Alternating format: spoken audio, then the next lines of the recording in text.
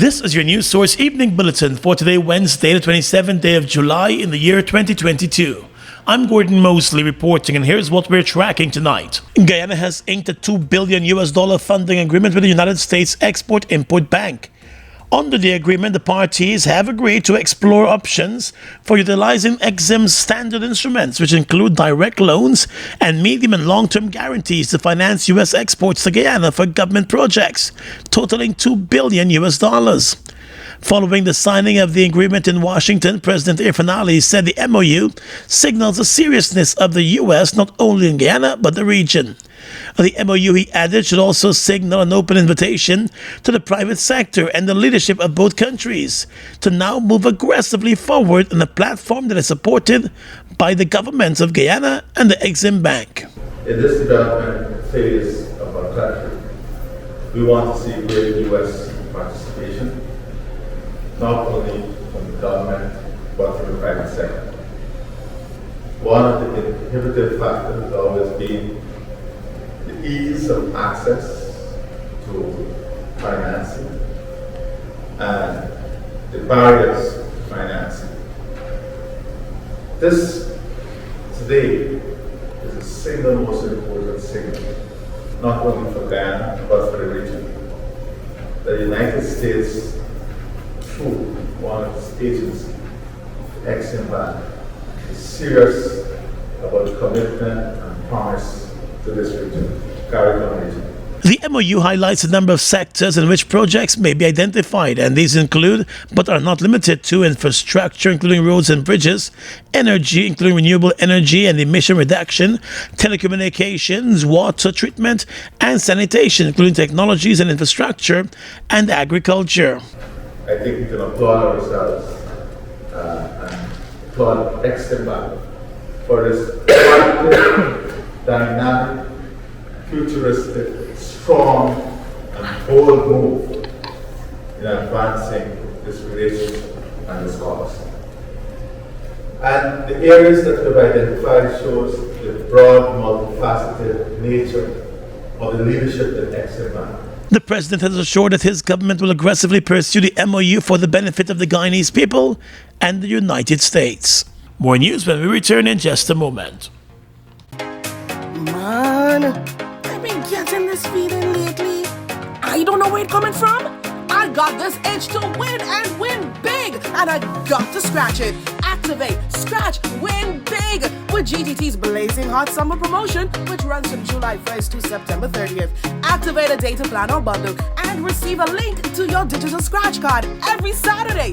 Tap the link, scratch, and you can be a winner of one of our amazing prizes of electric bikes, TVs, laptops, tablets, food vouchers, and so much more. It's gonna be a blazing hot summer with GTT's Scratch and Win promotion.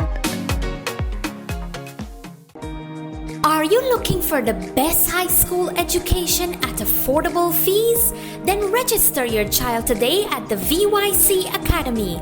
Now enrolling grade 7 and 8 students for the 2022-2023 academic year. VYC Academy, achieving academic excellence. For more information, call us on 227-1013 or WhatsApp us on 613-4806.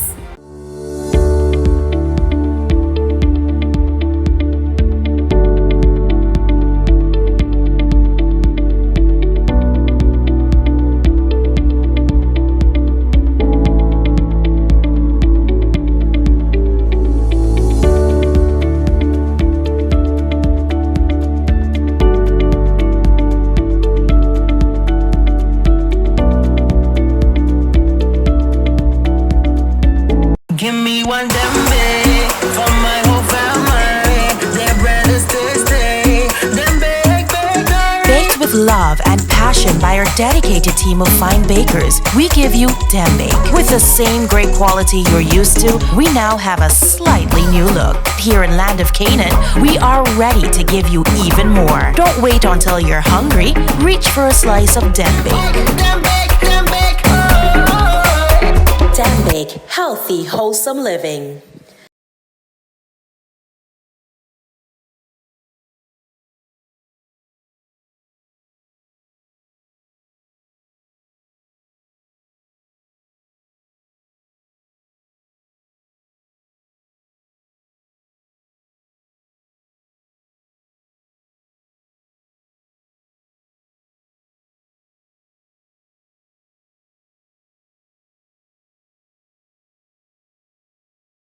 Guyana is receiving more profits from oil production than ExxonMobil and its partners in the Stabroek Block. So far, the country has received over $700 million in profit oil and royalty. The royalty is paid by Exxon and its partners and is not recoverable.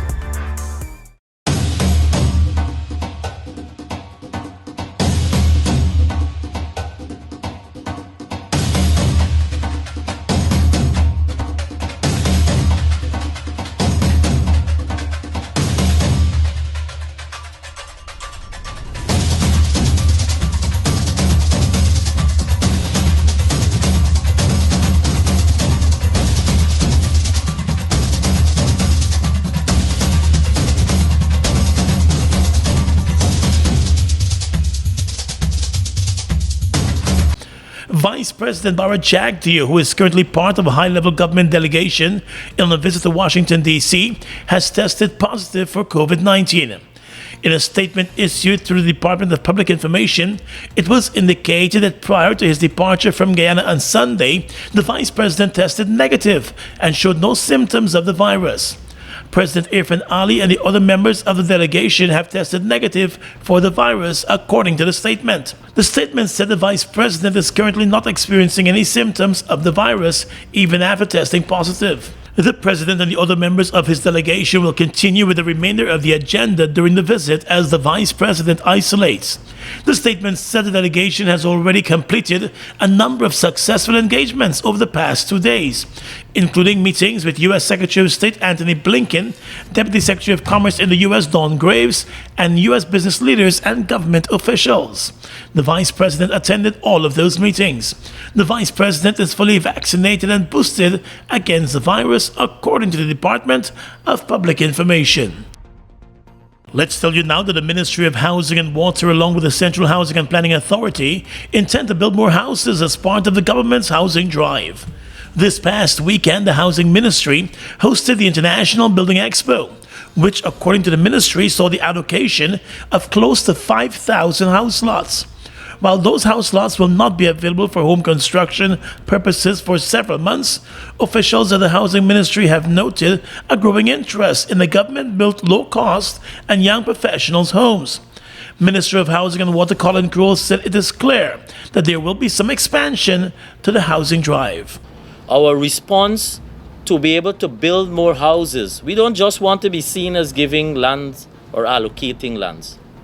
We also, while it's not, you'd see it fully embedded in our manifesto. What you see in our manifesto is a commitment of allocation of 10,000 lots annually. That is what's stated explicitly there. The commitment of us building homes, because we want to fast track. We want to, as quickly as possible, many of you here, most of you I see here are all young people. You want as quickly as possible to be able to own your own home, to start your own family as early as possible, to even if you're taking a mortgage, that you are able to have a longer time period to be able to pay back. And so it allows you to increase your options to have an increased cost house. The government has been building flat and elevated houses in a number of regions as part of its housing drive. In relation to the support for new home builders, as announced by the President at the opening of the Building Expo, the Housing Minister said the details of that plan will be announced soon. What we want to do is also build more houses. And so over the period, upcoming months, you'll see more announcements in that regard. You will see further collaborations happening. You witnessed here on Saturday an MOU for 500 houses that was signed with CHPA and the Republic Bank. And so likewise, you will see much more announcements of collaboration because, as I said, it's not just about employment, creation of employment for when you build a house. It's not just about us being able to save you the hassle of not having to deal with contractors, but it is also in a much more fast-track way to make people's lives better and help the social well-being of our country. At the opening of the expo, the president announced that first-time home builders will receive a sling of cement and steel rods for the construction of the foundation for their new homes. That's covering those persons building houses at a cost of up to $6 million. For those building homes at a cost of between $6 million and $25 million, the government intends to support their home construction with 2 slings of cement. Opposition Member of Parliament and leader of the Alliance for Change, Kemraj Ramjatan, has been ordered by High Court Judge Joanne Barlow to pay a former Member of Parliament and current High Commissioner to India, Charandas Prasad, $7 million for defamation.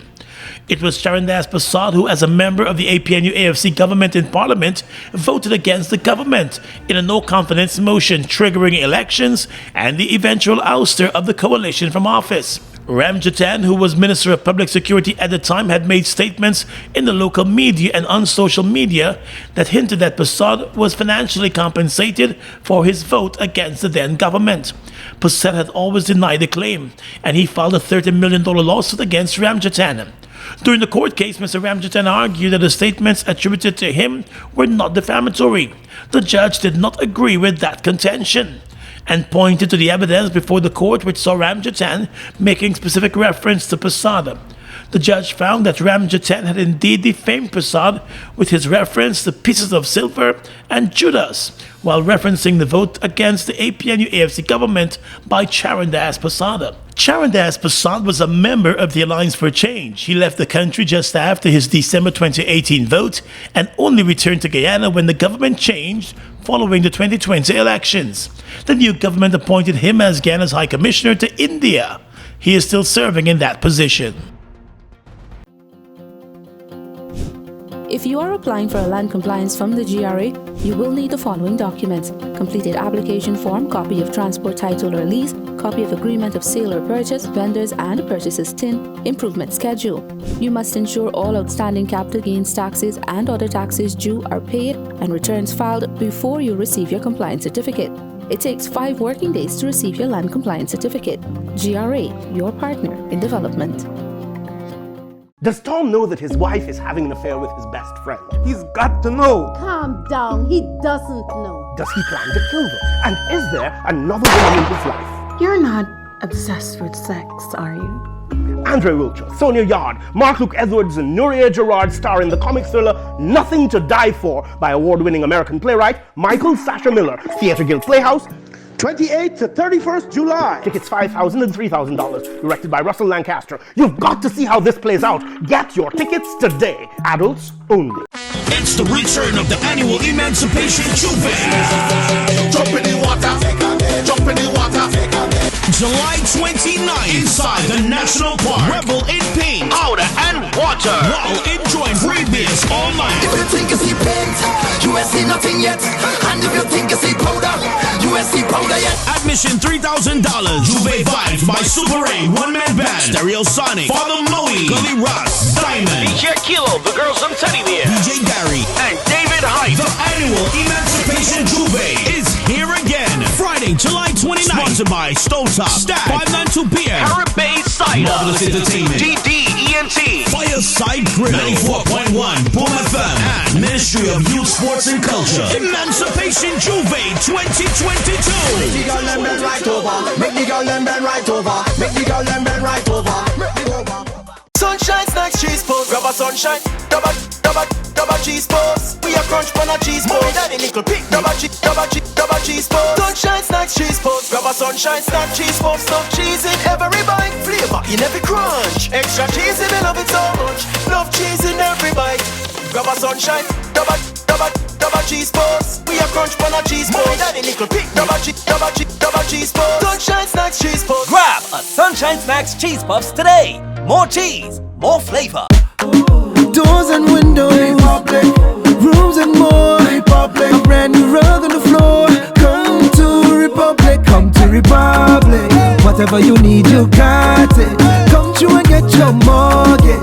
Live the dream with Republic. 95 to 100% financing, 50% waiver of negotiation fees, plus one lucky person gets their mortgage paid in full. Turn someday into today. Talk to Republic Bank about your low-cost mortgage today. With With at least 2 CARICOM states reporting cases of monkeypox, the Ministry of Health is stepping up the training of medical personnel to conduct tests for the virus along with treatment. Monkeypox was recently declared a global health emergency by the World Health Organization. According to the WHO, the monkeypox virus is part of the same family of viruses as variola virus, the virus which causes smallpox. The symptoms for monkeypox are similar to the symptoms of smallpox, but milder, and monkeypox is rarely fatal. Health Minister Dr. Frank Anthony said the local healthcare system is preparing for any possible cases. The ministry would be engaging different stakeholders, and we have organized a training for laboratory staff from different regions of Guyana to get them more acquainted with monkeypox, how to identify, how to diagnose, and when we diagnose, how to take samples so that we can do the PCR testing. So that training is going to happen tomorrow, and we have representatives from each of the regions who would be participating. The training would be conducted by one of our staff at the National Public Health Reference Lab, who herself would have had training by PAHO WHO in Jamaica. So she brings to Guyana that experience of how to do these testing and what are the protocols that we should be observing. The number of monkeypox cases globally has been growing steadily, triggering worry among countries still battling the COVID-19 pandemic. The Civil Defense Commission has announced the appointment of retired Colonel Nazrul Hussain as the new Director General of that body. Mr. Hussain is currently the head of the government-enacted COVID-19 task force. The appointment was made by Prime Minister Mark Phillips, who ushered in the new Director General at the ceremony at the CDC headquarters in Thomaslands. The Prime Minister thanked the outgoing Director General, Lieutenant Colonel Kester Craig, for his years of service to the CDC. Lieutenant Colonel Kester Craig has opted for early retirement from the Guyana Defense Force. According to a statement from the CDC, Deputy Director General Major Loring Benens has been acting in the top position, and he has indicated that the staff of the Commission will continue to strive toward excellence with the new leadership. Retired Colonel Nazrul Hussain said that he is eager to learn more about the government entity and is ready to maintain the level of exemplary results produced by the Civil Defense Commission. Combo pack up, we feeling best. Sunshine stacks above the rest. There is no contest, is the best mix, so we feeling best. Best value to how you feeling. Ole cheesy, too much ripples and more combo pack of flavors galore, yeah. Combo pack up, we feeling best. Sunshine stacks above the rest. There is no contest, is the best mix, so we feeling best. Sunshine Snacks Combo Pack, now with a new look and new mix. Grab your pack today. Best mix, so we feeling best. The International Monetary Fund has thrown its support behind Guyana's plans to bring down electricity costs through the landmark Gas-to-Energy project. This project is being supported by ExxonMobil and is expected to bring great relief to the people of Guyana through a massive reduction in electricity costs.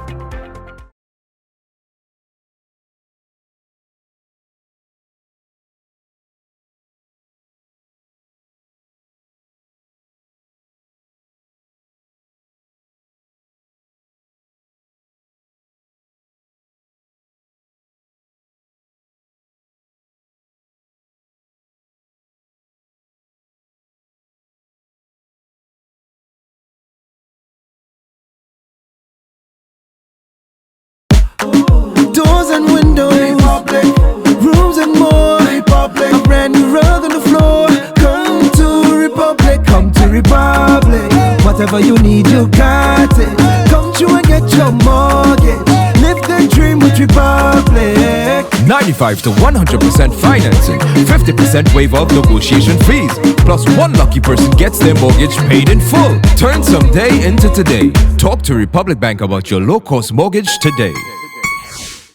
Get in the game with Buster. Win a full gaming setup, Xbox X, gaming chair, gaming speaker and headset, or any of over 60 weekly prizes like Oculus Quest 2, Mini 2 drone, Nintendo Switch, and many more top gaming prizes. Check below for details. Fuel it up and drive, Super 95. Tune up, fuel it up and drive, Super 95.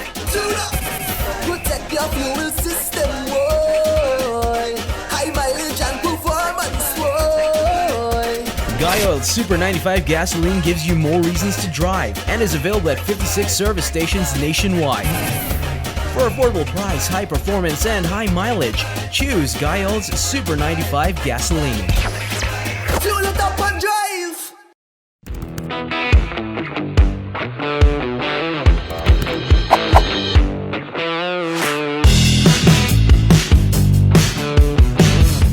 Across the region tonight, top Brazilian bankers and businessmen have issued a letter in defense of Brazil's electronic voting system, which has been attacked by the far-right president Jair Bolsonaro, and they warned that the country's democracy was in grave danger. The manifesto, signed by some 3,000 leading Brazilian figures, did not mention Bolsonaro by name, but clearly addressed the situation he has caused by questioning the voting system ahead of the 2nd of October election and attacking the Supreme Court justices who oversee elections in Brazil. Their letter referred to unfounded attacks on the voting system, which Bolsonaro claims is vulnerable to fraud, and insinuations that the election results will not be respected. It was signed by a number of leading business officials in Brazil. Bolsonaro, who is trailing former leftist president Luiz Inácio Lula da Silva in the polls, has frequently criticized the voting system and has proposed that the armed forces be involved in counting the votes. In Haiti, more than 200 people have been killed in gang violence in the capital of Port-au-Prince in the space of 10 days, according to UN figures. Almost half of those who died were residents without ties to the gangs, which are fighting for control of one of the neighborhoods in the capital. Locals say they are running out of drinking water and food, as deliveries have been halted amid the shootouts. One resident described his life as a cycle of fear, stress, and despair. The BBC reports that gang violence had already shot up since the assassination of President Jovenel Moïse by mercenaries a year ago, but it has reached shocking new levels since a battle erupted early July between two criminal alliances, known as the G9 gang and the GPEP gang. The UN says the 209 people were killed between the 8th and 17th of July, of which 114 were gang members. A further 254 people have sustained gunshot wounds, more than half of them residents without any links to the two gangs. And finally tonight, international news. U.S. House Speaker Nancy Pelosi's rumored plan for a trip to Taiwan has infuriated China and left the White House with a serious geopolitical headache. China has warned of serious consequences if Ms. Pelosi were to proceed with her visit. Pelosi, who is second in line to the presidency after the vice president, would be the highest-ranking U.S. politician to travel to the island since 1997. The thought of the visit has rattled China, which sees self-ruled Taiwan as a breakaway province that must become part of the mainland. Beijing has not ruled out the possible use of force to achieve that. Even the Biden administration has reportedly tried to dissuade the California Democrat from going to Taiwan. Last week, President Joe Biden told reporters that the military thinks it's not a good idea. And that's your News Source Evening Bulletin for tonight. I'm Gordon Mosley reporting and encouraging you to stay safe.